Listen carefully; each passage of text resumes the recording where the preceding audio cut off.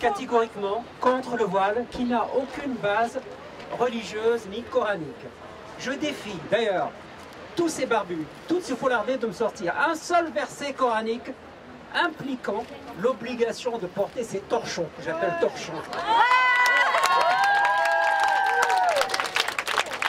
Ils se basent tous, je suis obligé de vous parler de ce verset, ils se basent tous de ce verset qui dit que... Ouais, voilà. Voilà, comme ça. Je vous donne la traduction de ce verset sur lequel ils se basent tous et toutes.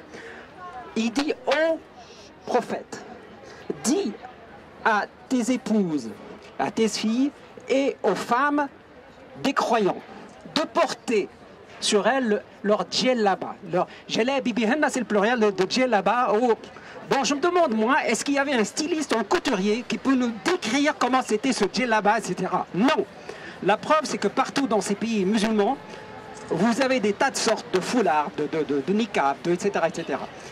Et il lui dit, dis-leur, et c'était à l'époque où le prophète Mohammed quittait la Mecque, s'exilait de la Mecque pour aller à Médine. D'ailleurs, c'est là où a commencé l'année de l'Hégire, c'était la première année. Et là, à Médine, justement, parce qu'il était craint, Mohammed, on lui a dit, il y a un verset qui est tombé, il dit, dis à tes femmes, donc de porter ces djellabas, etc., pour qu'on les reconnaisse et pour qu'on ne leur porte pas atteinte. Or, de nos jours, est-ce que ces femmes-là se croient en France agressées ou menacées de quoi que ce soit? Dites-le, mais les hommes surtout. C'est une insulte à nous, les hommes. C'est une insulte. Pourquoi? Mais c'est inimaginable. Ces femmes, est-ce qu'elles croient que le fait d'enlever son foulard, on va lui sauter dessus? Arrêtons. Ça s'est passé il y a 15 siècles avant. Et ça n'existe plus, ça ne peut plus. Lorsqu'on sort un texte de son contexte, il perd toute sa valeur. Donc ce verset, il est obsolète. On ne peut plus l'appliquer et il faut que les gens se réveillent et prennent conscience qu'elles sont dans une route vraiment complètement égarée. Il n'y en a pas. Et en plus, même si on est croyant, je dis, Dieu, s'il a créé les cheveux, c'est pas pour les cacher. Mais c'est inimaginable. Il n'y a aucune base religieuse dans cet accoutrement vestimentaire.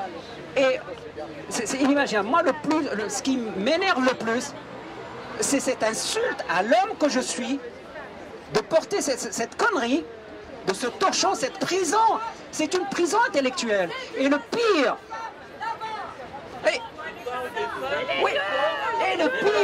c'est de voir les politiciens ici accepter ce genre de truc. C'est vraiment un rabaissement du niveau intellectuel français. C'est ce que je constate personnellement.